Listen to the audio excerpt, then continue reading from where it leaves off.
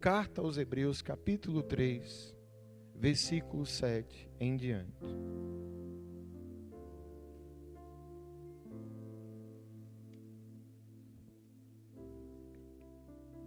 Hebreus 3, versículo 7 em diante. Quando for achando, me dê um sinal. Amém? Já está na tela também aqui. Assim, como diz o Espírito Santo, hoje, se vocês ouvirem a sua voz, não endureçam o coração de vocês, como na rebelião durante o tempo da provação no deserto, onde os seus antepassados me tentaram, pondo-me à prova, apesar de terem visto o que eu fiz durante 40 anos. Por esse motivo, eu fiquei irado contra aquela geração e disse: o seu coração está sempre se desviando, e eles não reconheceram os meus caminhos. Por isso, jurei na minha ira: jamais entrarão no meu descanso. Cuidado, irmãos, para que nenhum de vocês tenha coração perverso e incrédulo que se afaste do Deus vivo. Ao contrário, encorajem uns aos outros todos os dias, durante o tempo que se chama hoje, a fim de que nenhum de vocês seja endurecido pelo engano do pecado. Pois temos sido participantes de Cristo, se nos apegarmos até o fim à confiança que tivemos no princípio. Por isso é que se diz: hoje, se vocês ouvirem a sua voz, não endureçam o coração de vocês, como na rebelião. Amém. Por favor, feche os teus olhos. Vamos pedir a Deus para continuar falando conosco. Senhor, obrigado por esse privilégio que é poder estar em tua casa, adorando, bendizendo o teu nome, aqui em comunhão. Obrigado, Senhor. Eu quero te agradecer por cada uma dessas vidas, meus irmãos, que hoje escolheram vir te adorar. Assim como eu, Pai, nós estamos aqui porque temos aprendido que só o Senhor tem a palavra da vida eterna. Então, Deus, que essa palavra venha tratar conosco. Eu te peço, usa a minha vida, me coloco em completa dependência do Senhor, que essa palavra alcance os nossos corações e cumpra os teus propósitos sobre a nossa vida, Pai. Desde já seja repreendido todo e qualquer espírito contrário, toda barreira que tentasse levantar para impedir o teu povo de ser abençoado. Que a palavra do Senhor seja ministrada, que ela alcance o nosso coração, que ela nos abençoe e que só o nome do Senhor seja glorificado. Assim, crendo, te agradecemos em nome de Jesus. Amém. Diga graças a Deus. Podem sentar-se, amados, por favor. Está bem clarinho aqui, né? Dá para apagar mais? Dá, Manu, aqui? Dá para ver que aqui é um coração? Parecido com um coração? Dá para ver o que está escrito? Está escrito o quê? Pense numa palavra que Deus me tratou muito e continua me tratando. Meditando aqui nesse texto, só para a gente entender aqui a circunstância.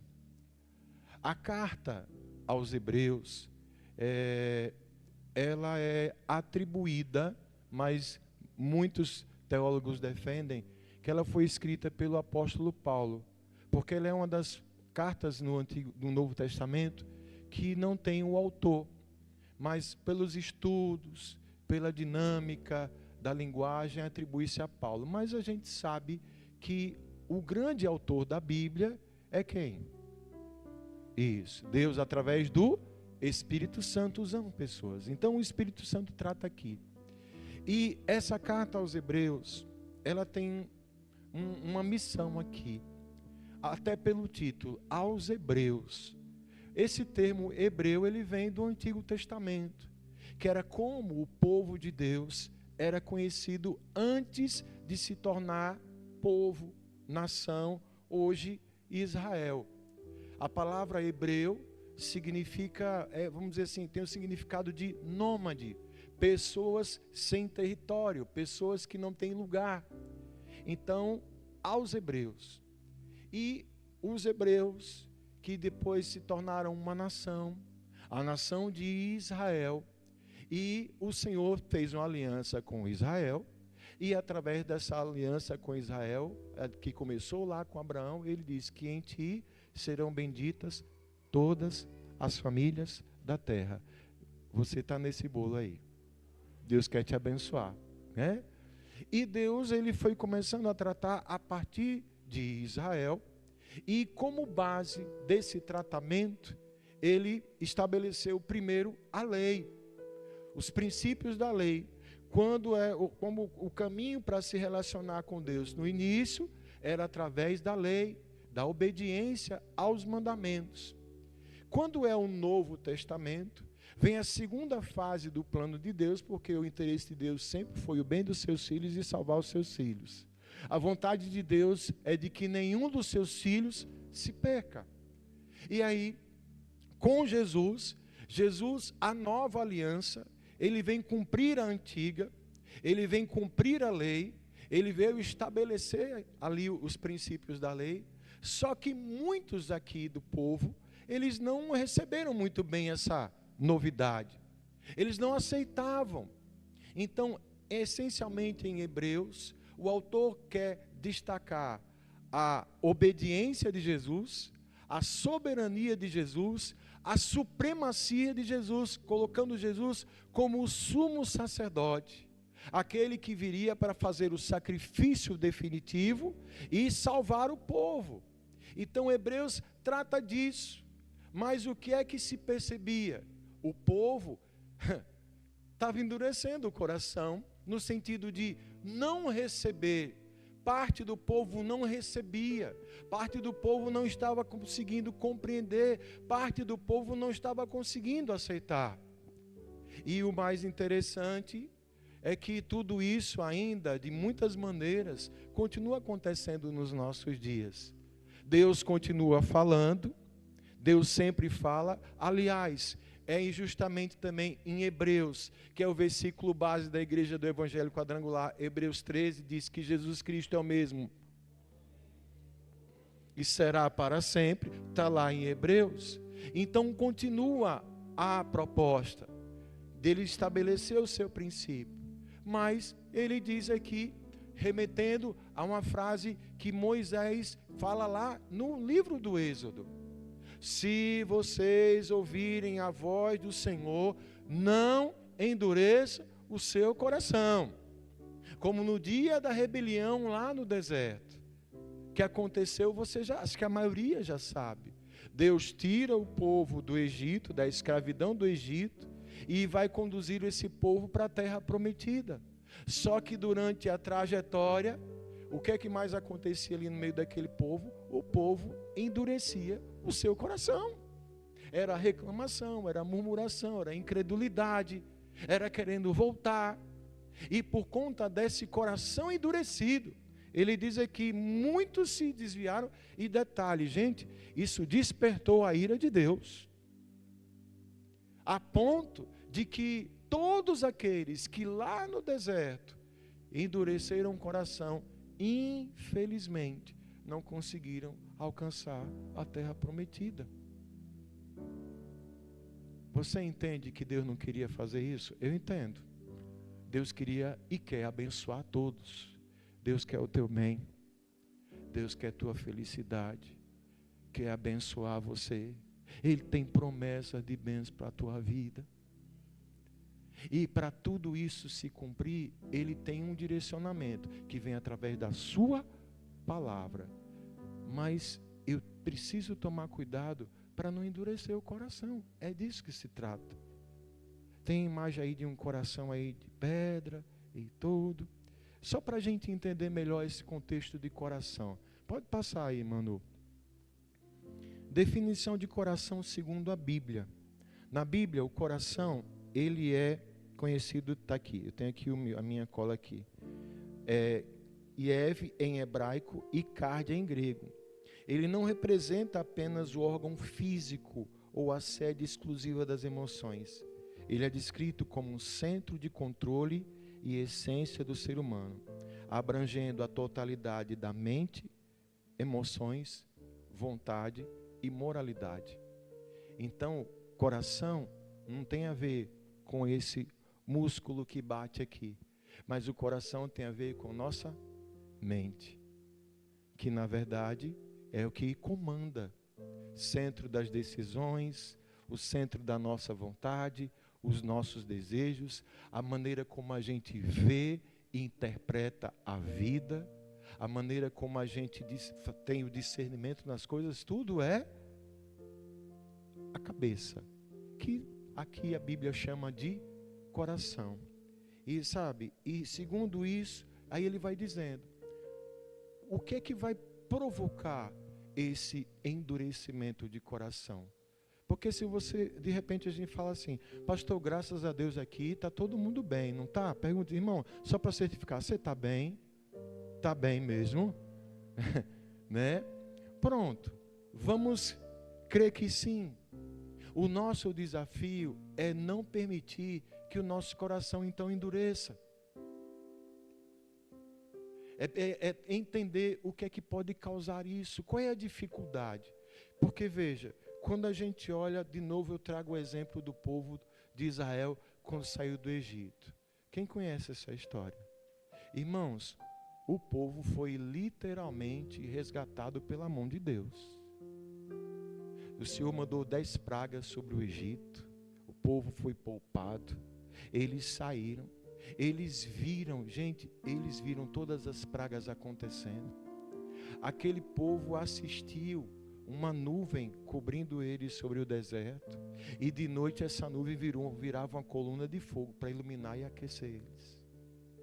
Aquele povo, quando eles estavam sendo perseguidos pelo faraó e se colocaram ali, chegaram diante do Mar Vermelho, eles viram o Mar Vermelho se abrir. Aquele povo, quando eles estavam com fome, Deus fez cair semente, alimento do céu, o maná. Faziam pão com aquela farinha que caía do céu. A Bíblia diz que não precisavam nem comprar roupa, a roupa crescia. A falência das lojas hoje. Já pensou se a roupa crescesse no corpo? Ninguém comprava mais. Mas eles viam isso. Você percebe que em cada ação de Deus, cada manifestação do poder de Deus, você enxerga o cuidado de Deus. Mas aquele povo não via. A prova é que quando Deus ele procurava ali o contato, quando Deus ele procurava ali realmente falar para eles, o coração se endurecia. E no texto, ele fala aqui de 2 pontos que são geradores de endurecimento de coração. Tá na sequência aí, Manu? Pode passar. Veja só para reforçar aqui, eu trouxe de novo esse texto. Cuidado, irmãos, para que nenhum de vocês tenha um coração, o quê? Perverso e incrédulo. Perverso aqui não necessariamente coração malvado, mas é um coração que se perverte, que se desvia de um propósito. Você entende isso? Incrédulo já é mais fácil. Falta fé. Cuidado com isso. E veja, porque isso faz com que a gente se afaste do Deus vivo. Ao contrário, encorajem uns aos outros todos os dias durante o tempo que se chama hoje, a fim de que nenhum de vocês seja endurecido pelo quê? Pelo engano do pecado, pois temos sido participantes de Cristo, se nos apegarmos até o fim à confiança que tivemos desde o princípio. 2 pontos aqui nos chamam a atenção do que gera a dureza do coração do ser humano. Pode passar, Manu, por favor. Primeiro está ali, a rebelião. O que é rebelião? A definição de rebelião: ato de se insurgir, resistir ou recusar obediência a uma autoridade legítima. Você já notou que parece que tem temos uma tendência a ter dificuldade a nos submeter às autoridades. Você já notou isso? Parece que é uma característica que está quase dentro de todo mundo aí. Quando se tem uma lei, quando se tem uma direção, parece que algo dentro da gente tenta sempre se levantar contra. Porque geralmente quando se tem uma autoridade, quando se tem uma lei, se tem um princípio, geralmente é para ali tentar melhorar para nós. Mas nem todo mundo entende. Porque chega um momento na vida do ser humano que ele tem o seguinte pensamento: eu sei o que eu quero da minha vida. Porque isso aqui é muito difícil. Isso aqui é muito complicado. Eu prefiro fazer as coisas do meu jeito. E isso não tem outro nome. Se chama rebelião. E pense numa coisa que fere o coração de Deus e traz problema para a nossa vida. Saul, o rei Saul, primeiro grande rei de Israel, tinha tudo para dar certo, mas infelizmente ele não entendeu os princípios da autoridade de Deus na vida dele. No momento ali de uma aflição, antes de uma batalha, ele quebrou um princípio de obediência. Antes, o único que tinha a autoridade de oferecer sacrifício para Deus era um sacerdote. Saul não era sacerdote, ele era rei. Mas para se adorar a Deus, para se enfrentar uma batalha, tinha que se oferecer um sacrifício. Era uma lei. Então Samuel não estava presente e Saul resolve fazer o sacrifício. Na cabeça dele, eu estou fazendo certo. Eu estou obedecendo a lei, em parte.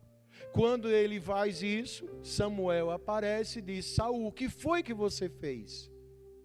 Saiba que hoje o Senhor teria confirmado o teu reino para sempre. Não era para você fazer o sacrifício. Porque o Senhor não estava aqui, porque os inimigos estavam se aproximando, e eu fiz, porque eu tinha que oferecer sacrifício ao Senhor. É onde Samuel diz: Saul, entenda uma coisa, para o Senhor mais importa obedecer do que sacrificar. Acaso o Senhor tem prazer em gordura de carneiro queimado? Saiba que a rebeldia diante do Senhor é comparada a um pecado de feitiçaria. Ele coloca nesse nível. Porque a rebeldia é simplesmente o crescer do coração humano, se assemelhando a uma virtude, amados, que eu não vou, na verdade, há um grande defeito de caráter, que não começou agora, que começou lá na região celestial. Irmãos, quem aqui acredita que o céu é perfeito? Eu acredito. O céu é perfeito. Imagine num lugar perfeito. Mesmo num lugar perfeito, existe às vezes a capacidade de alguém não achar que está legal. E foi o que aconteceu lá na região celestial, diante de uma situação onde um anjo de categoria única, querubim ungido. O que é um querubim ungido, pastor?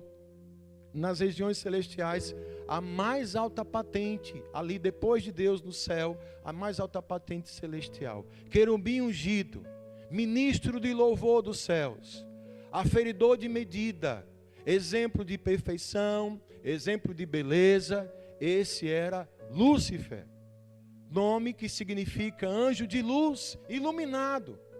Mas Lúcifer, mesmo no céu, mesmo no lugar perfeito, ele não estava bem. Ele começou a questionar a autoridade de Deus. Ele começou a questionar a soberania de Deus. Ele quis ser igual a Deus. E a rebelião tomou conta do seu coração. E ele se rebela contra Deus. E por mais incrível que pareça, de novo percebemos o mal disso, que rebelião é contagiosa. Lúcifer, com isso, com esse orgulho no seu coração, com essa soberba, ele convence a terça parte dos anjos do céu a passar para o lado dele. Consequência da rebelião, eles perderam a glória de Deus, de anjos se tornaram em demônios, caíram do céu e já estão condenados ao inferno. E hoje continuam incessantemente influenciando o coração do homem a partir do mesmo caminho. Porque assim como a palavra de Deus não chegou no coração de Lúcifer, ele não quer que a palavra de Deus chegue no nosso coração. E aí, às vezes, sem perceber, a gente nos pegamos diante disso. Endurecer o nosso coração para a palavra de Deus significa se afastar do Senhor. Endurecer o coração para a voz de Deus, para a autoridade de Deus, não reconhecer a soberania de Deus, é começar a endurecer o coração. Quem está me entendendo? A rebelião no deserto foi isso. É isso que explica o porquê daquele povo ter presenciado tantas maravilhas e ainda assim rejeitarem Deus, porque eles se rebelaram. Quantas e quantas vezes, missionário Wellington, eles não pensaram em apedrejar Moisés? Quantas e quantas vezes, amados, num instante que Moisés se afasta para ter um contato com Deus, para trazer as tábuas dos 10 mandamentos, você lembra disso? Num instante que ele se afasta, o povo já se desviou e foi adorar um bezerro de ouro. Já pensou, pastor, que povo era aquele, não é? Então, meu irmão, minha irmã, hoje não mudou muito não. Hoje bezerro de ouro tem outros nomes. É o status, é o dinheiro, é o poder, as posses. Toda e qualquer coisa que possa tomar o lugar de Deus na nossa vida. Tudo aquilo que venha de repente assim afetar aquilo que a gente quer fazer. E aí o coração vai se endurecendo. Porque nós queremos ouvir, veja só se não é assim, só o que a gente quer ouvir. Quando é uma coisa que, essa palavra, diga se não é verdade. Quem está me entendendo? E isso tem a ver com outra coisa que ele fala no texto. Ali tem rebelião e o segundo é o engano do pecado. Olha a definição aí de pecado. Qualquer ato, pensamento ou desejo que transgride os padrões da lei divina. A palavra deriva dos originais do grego armátia e hebraico é chatá ou kata, cujo significado literal é o quê? Errar o alvo. Em essência, significa falar em atingir o padrão de amor, justiça e bondade estabelecidos por Deus. O engano do pecado. Primeiro que quando a pessoa ela está em pecado, é difícil ela reconhecer. Porque uma das características do pecado é enganar. O pecado faz com que a gente se desvie daquilo que é certo. Errar o alvo. Falhar. E quantas vezes a gente tem assim, sabe, não tendo esse entendimento.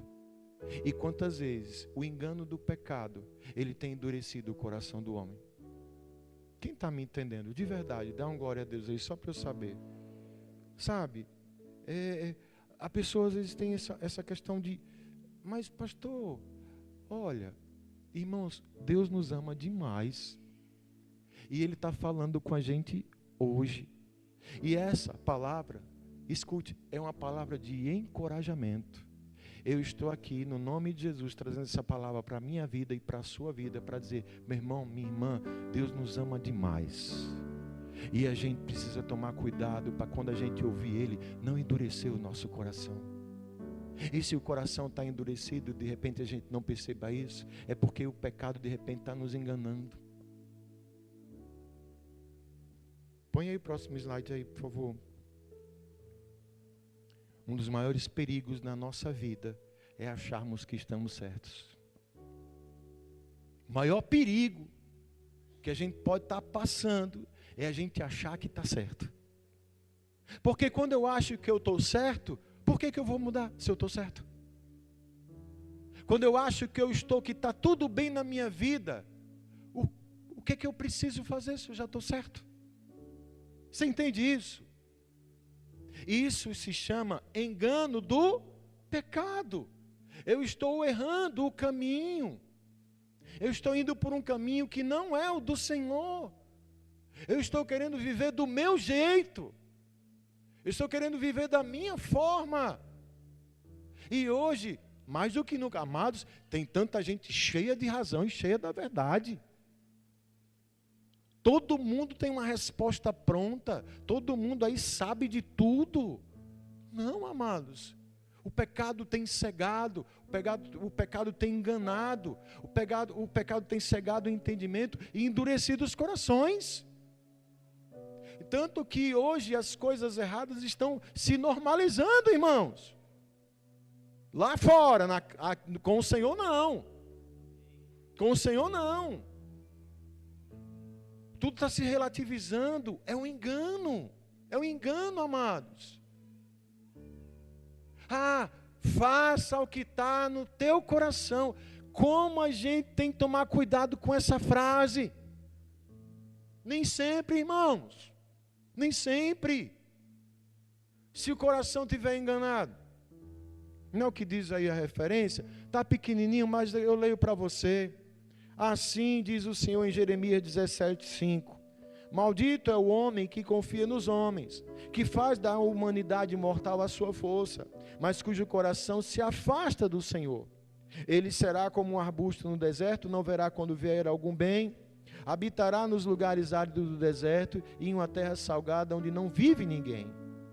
Mas bendito é o homem que confia no Senhor, cuja confiança nele está.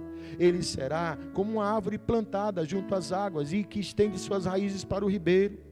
Ele não temerá quando chegar o calor, porque as suas folhas serão sempre verdes. Não ficará ansiosa no ano da seca e nunca deixará de dar fruto. O coração é mais enganoso do que qualquer outra coisa, e a sua doença é incurável. Quem é capaz de compreendê-lo? Eu sou o Senhor, que sonda o coração e examina a mente, para recompensar a cada um de acordo com a sua conduta e de acordo com as suas obras.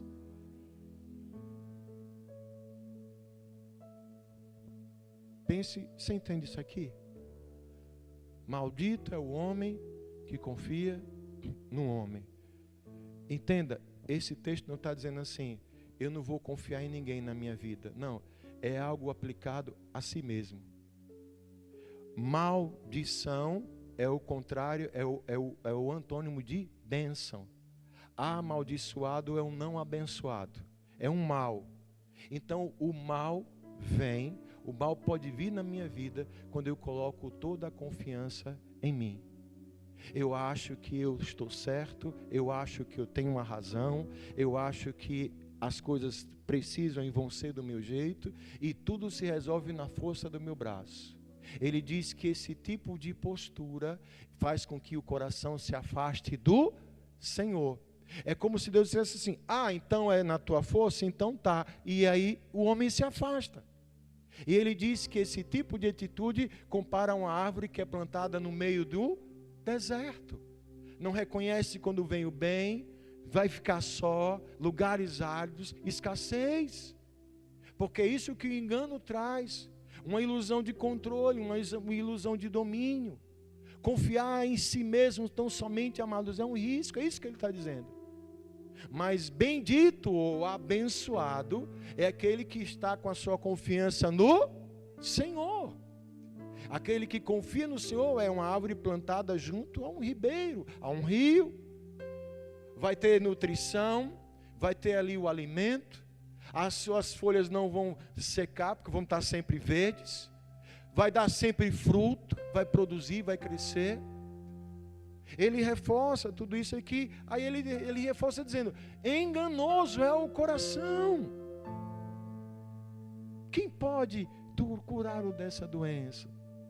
Aí ele vem e diz, eu sou o Senhor, que sondo o coração e a mente. E estou pronto para recompensar a cada um conforme as suas obras. Gente, um monte de irmãos morreram lá no deserto, pereceram. Muita gente ficou de fora da terra prometida, mas teve 2 que ficaram famosos. Quem lembra dos 2? Diga bem alto. Josué e Caleb.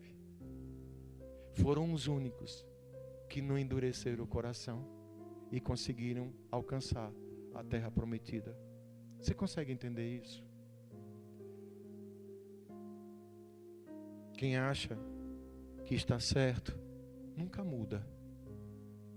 Mas quem pelo menos reflete sobre isso, já está abrindo um espaço para Deus tocar no seu coração. Põe o próximo aí, Manu, por favor.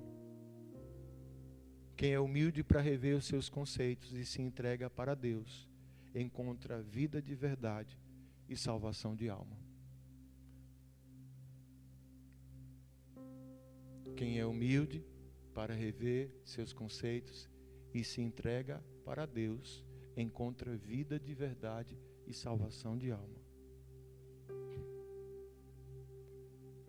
É a hora da gente quebrantar o coração.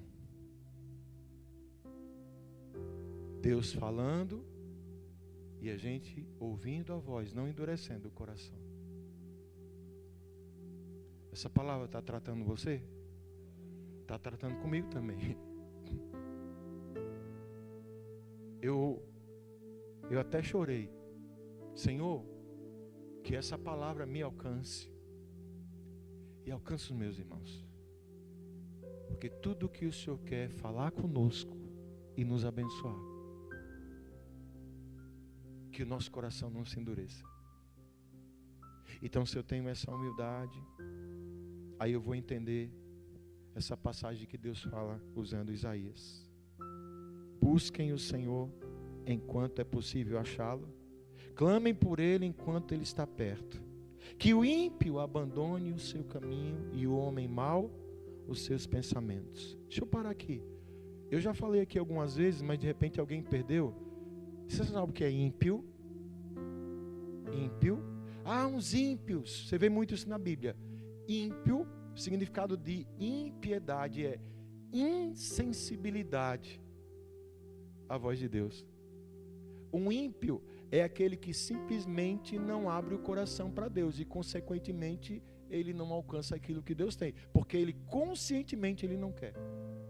A impiedade é a insensibilidade à voz de Deus. Então ele diz assim, que o ímpio abandone o seu caminho, o homem mau os seus pensamentos, e volte-se para o Senhor, que terá misericórdia dele.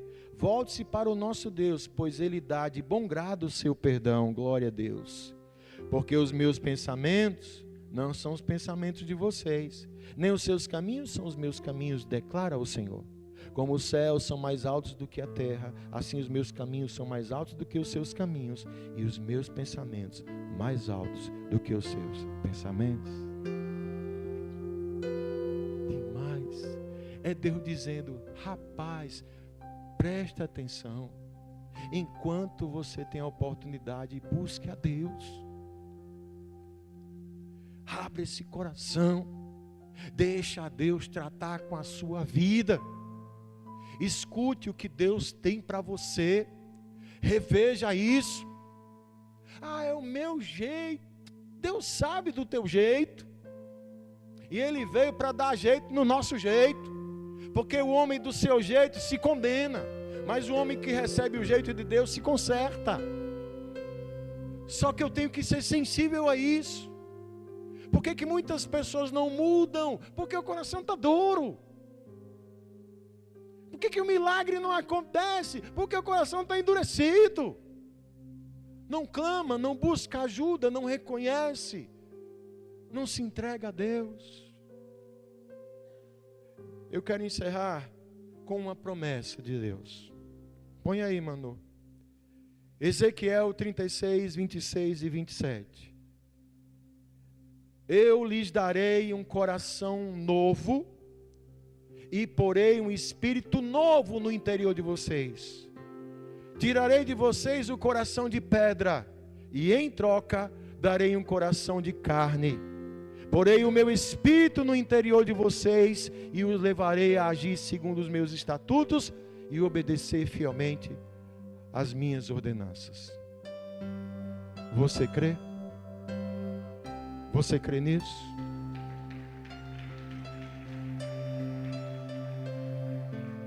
Você crê nisso? Deus quer fazer um transplante de coração.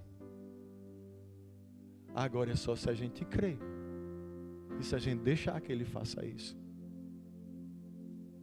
No dia que se chama hoje, Agora, se ouvires a voz do Senhor, não endureça o teu coração. O que é que Deus está mandando você fazer? Se entregue a Ele, perdoe, largue esse pecado, busque o Senhor, seja humilde, abra o teu coração. É isso? Deus tem um coração novo. Ele quer trocar. Ele quer fazer isso. É o Espírito. Por isso que a palavra diz, né, missionária Adriana? Não é por força nem por violência, é pelo meu Espírito. Ei, eu creio que o Espírito Santo de Deus está aqui nessa noite. Eu creio que o Espírito Santo de Deus foi quem trouxe essa palavra para as nossas vidas. Esse Espírito que, quando Ele chega em nós e habita em nós, Ele trabalha no nosso coração. E a gente ouve Deus, a gente crê em Deus, a gente obedece a Deus e vive as promessas que Deus tem para a nossa vida. Amém? Essa é a palavra de Deus para nós hoje.